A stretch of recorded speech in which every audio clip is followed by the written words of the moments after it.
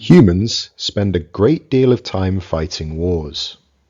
You might not be interested in war, but war is interested in you. For members of a modern military, the connection between the individual and war can often seem quite abstract. They might, for instance, work in a supporting role rather than directly engaging the enemy. Wherever you stand within the complex division of labour that makes modern combat operations possible, however, you are still involved in warfare, and should therefore have a grasp of how it functions.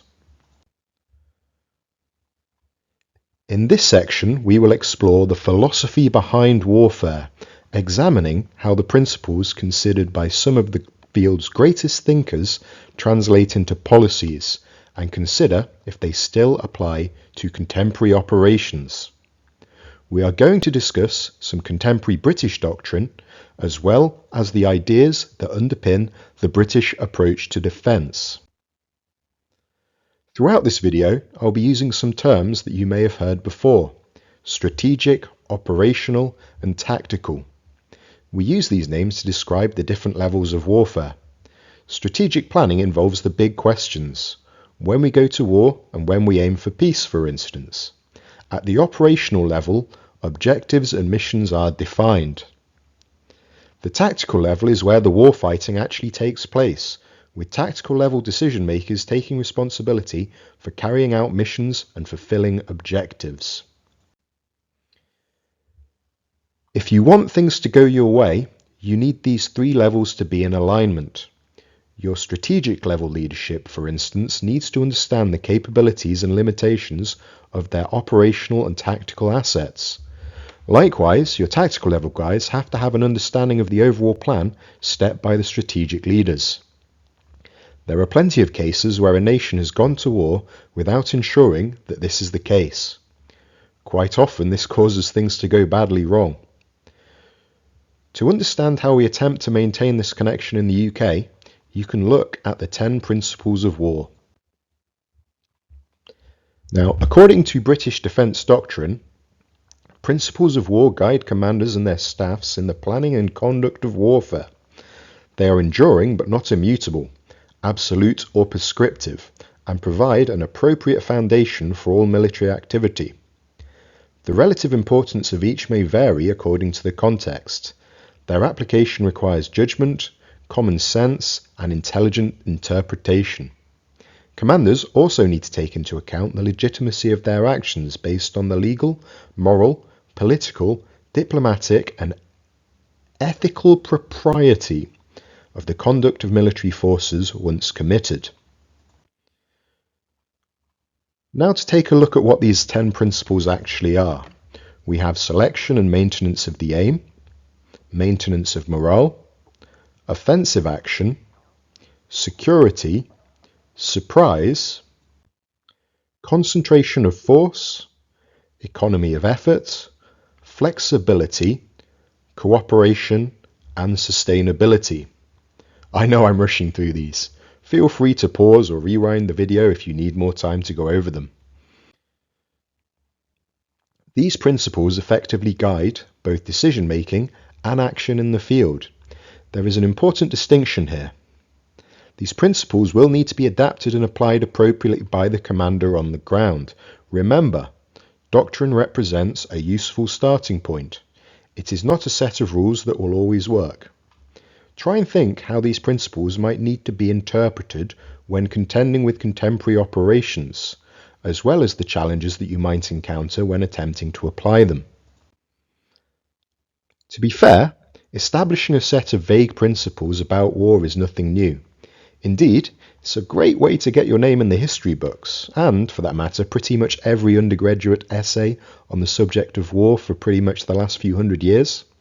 This brings us to our most famous philosopher of war, Karl von Clausewitz. Karl von was an officer in the Prussian military. Following his experience in the Napoleonic Wars, he attempted to refine warfare into a science. Just as Isaac Newton was able to figure out that the apple always falls from the tree and define the law of gravity, Clausewitz wanted to do the same for war. Living in an age of scientific discovery in which many natural phenomena were being defined, quantified and understood, this was a natural enough thing to attempt.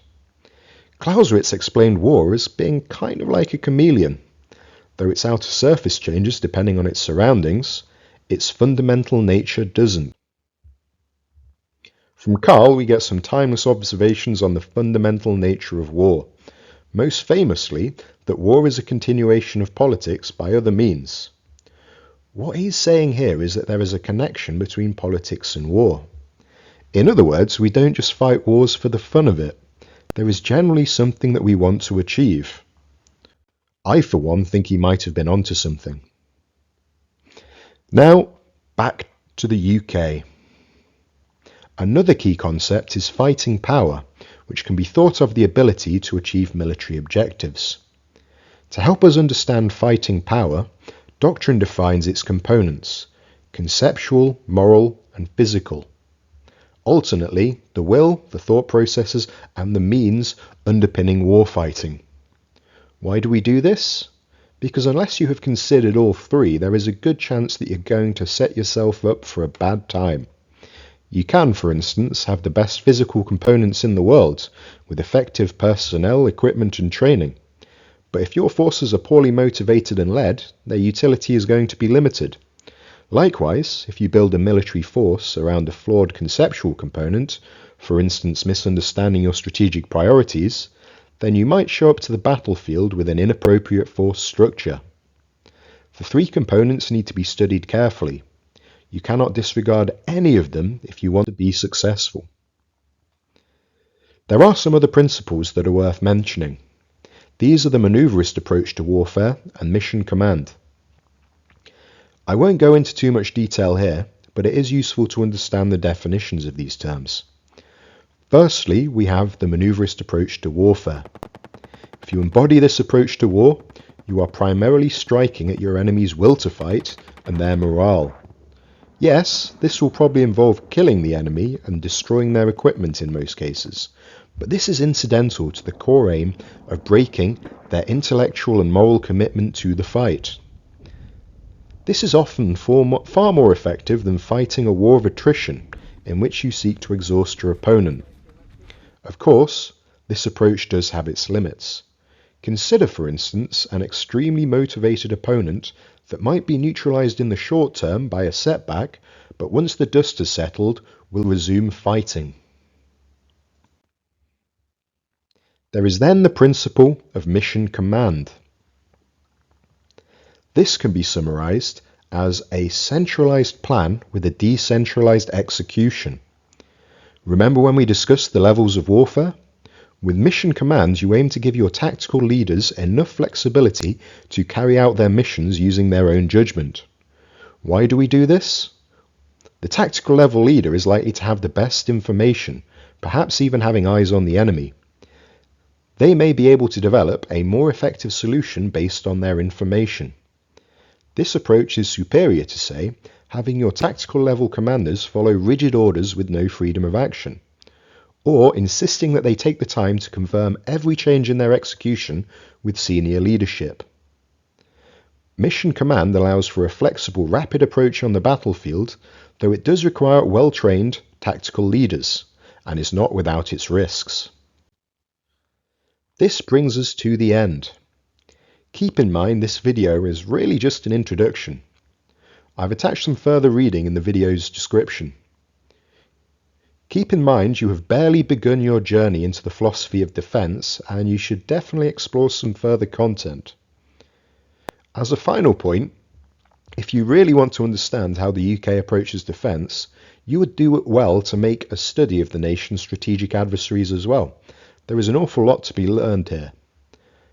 In many ways, examining another nation's approach to the military force can allow for a more complete understanding.